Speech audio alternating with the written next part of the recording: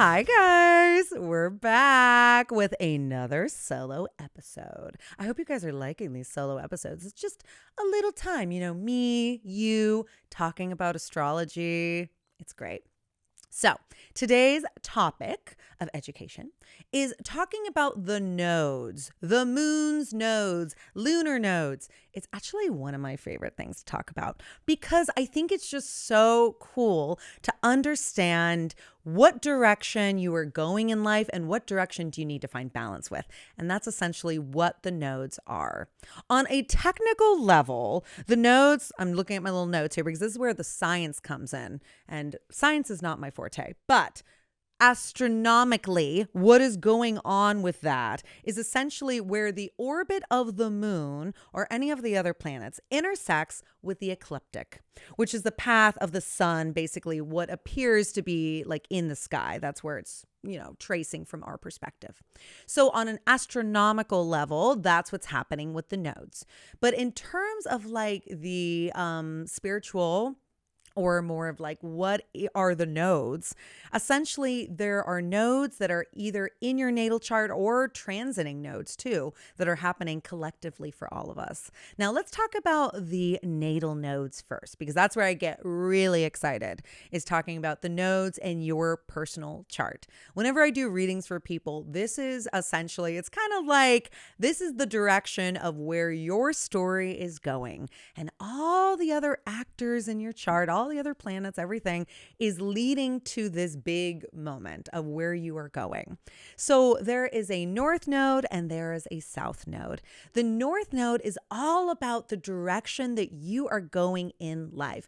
What are you trying to realize? What are you trying to discover? What are you trying to find as a part of yourself that maybe you haven't found yet? And you can see, looking at my chart, we have the two nodes.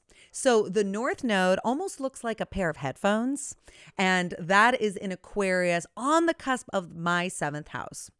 The south node is all about where you're coming from. Some believe that it's karmic. Some believe that it's like where you've been in a past life or anything like that. But essentially, it's where you're trying to find balance with. Maybe there's lessons that you need to learn with this south node.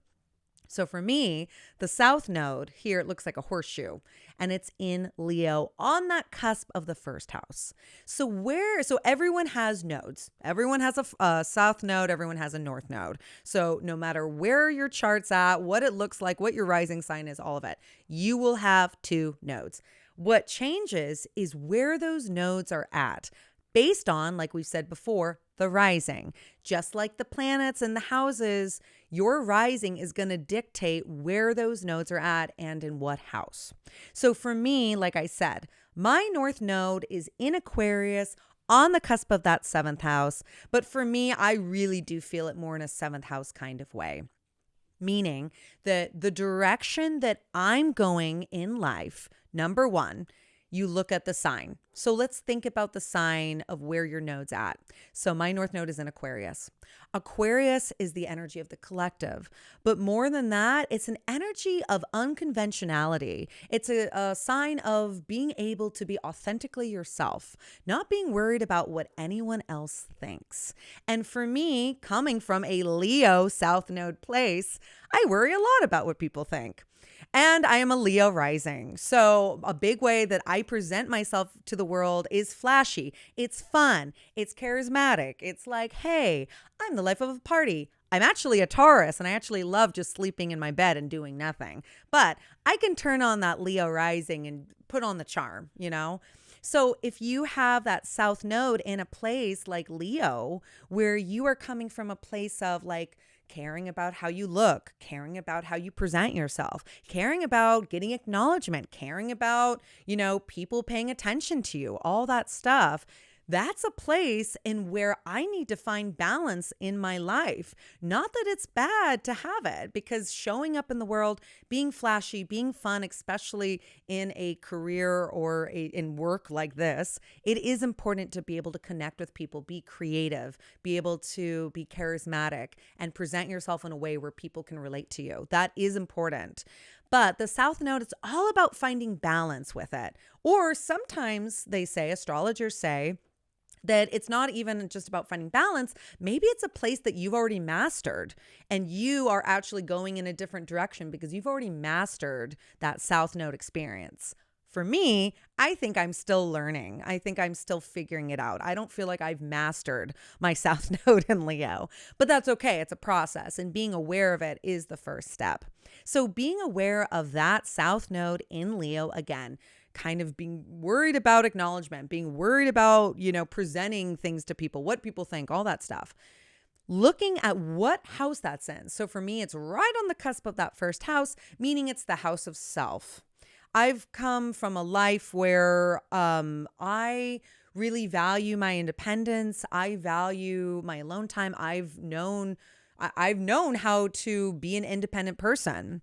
But with my North Node being in the 7th house, that's about partnership. That's about finding harmony and knowing how to work with others, being in relationship, understanding how to do all that in an Aquarian way. Because remember, my North Node's in Aquarius, and Aquarius energy is all about, like I said, unconventionality. It's not giving a fuck. It's really not caring what people think. It's being able to be yourself, be your most authentic version of yourself, and not really worry about what all the little chitter chatter is around. It's showing up, being able to present your ideas, and being able to be authentic in that. And also, because it's in my 7th house, it's about partnership and being able to be comfortable in partnership, both being an independent person, doing your own thing, and also being able to work with another. So being able to understand not only what sign your North Node and South Node are in, but what house they are in are going to be very important to understand your direction and where you're going in life so that you can see how all the other planets and all the aspects are helping that. Like for me, I've got that square actually between my North Node in Aquarius and actually my Mercury in Taurus. So being able to hone in, and it's interesting because my Mercury is actually retrograde. So that was something that we'll talk about in the next episode when we're going through my whole chart.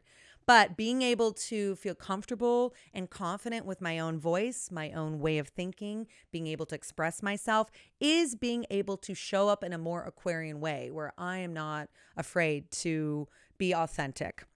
And also Aquarius energy is very much about collective energy. So my goal is to be able to connect with people on a collective level, both with this podcast and just being able to have people understand astrology. So that can help the collective as well. So being able to be comfortable with myself, my own ideas, my voice, honing into that North Node experience is helping me help the collective. And that's what I'm trying to do here.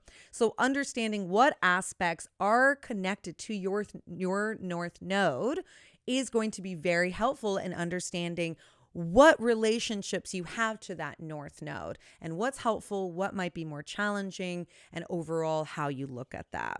So there are the natal nodes, and then there's the transiting nodes, and that's happening collectively for everyone. It depends where you have that in your own personal chart, meaning what house do you have those transiting nodes in. But again, just like with the natal nodes, everyone's got transiting nodes. So right now, recently back in January, the nodes moved into Pisces and Virgo. Virgo being the South Node and Pisces being the North Node. So right now we're recording in September. We just had a North Node lunar eclipse in Pisces. So you have to look at, okay, where's Pisces in my chart? Well, good thing we talked about the houses before, because then you can find out where you have Pisces in your own chart. For me, it was in the 8th house. And that talks about collective. That talks about collaborations with others, working on that, again, intimacy, working on that relationship with others to be able to put out ideas, project, things like that. We are about to have, this is again next week, September 21st, we're going to have a South Node solar eclipse in Virgo, meaning the North Node eclipse is all about like where we're going, what we're trying to learn, what we're trying to harness into our own life. And then the South Node Virgo eclipse, which we are having on the 21st of September, is all about what we're letting go of, what we're finding balance with, and what we are trying to essentially learn lessons from. So again, we have the natal nodes as well as the transiting nodes. Both are very important in understanding about your own life as well as the collective, but they just focus on different things because again, one is more personal and one is more collective energy, though you can look at your own chart and see where those transiting nodes are happening in your own life. If you have any questions, please let us know. You can email us. Also, feel free to connect with us on all of our social media. We have TikTok, Instagram, all of it. And it's AstroLyrical_pod. So make sure you check out our social media to connect with us even more and get more fun updates about what's going on astrologically. Or if you have any questions, feel free to DM us and we will get back to you and try to help you out with some more astrological knowledge. Thank you so much for listening. I hope you enjoyed this episode about the nodes, and we will see you and you will hear us on the flip side. Thanks so much for listening to this episode. Remember, all of our charts are uploaded to our Instagram, and follow us on Instagram and TikTok at AstroLyrical_pod. And we have a YouTube now as well. So make sure to like, subscribe, and tell all your friends, and please comment. We love to hear all your thoughts.